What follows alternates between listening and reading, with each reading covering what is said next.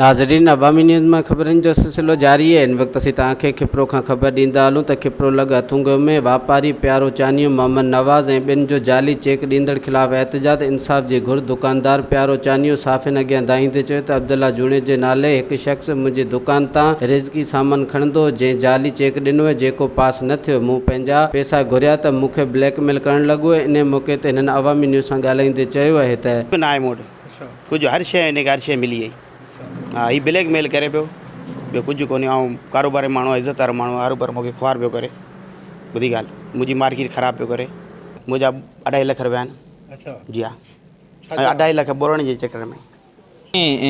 जी असांखे त ख़बर एतिरी न हुई, पर जॾहिं मूं इन ॻाल्हि जी मुकमल जेका तस्दीक कई, काफ़ी दोस्तनि जेको आहे सो हिकिड़ो हरासमेंट में कयो पिए, हिकिड़ो ब्लैकमेल कयो पिए।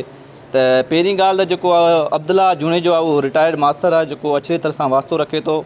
उहो जेको आहे सो कंहिं माण्हू जे थ्रू, हिन जे माइट जे थ्रू जेको आहे उहे हिन जा विटनेस आहिनि, माना उहे इन जा ज़मानतूं शाहिद वग़ैरह थी, जेके इन ते जेको आहे सो ज़ामिन थी, पोइ प्यारो जेको दुकानदार आहे उनखां सामान खणाईंदो।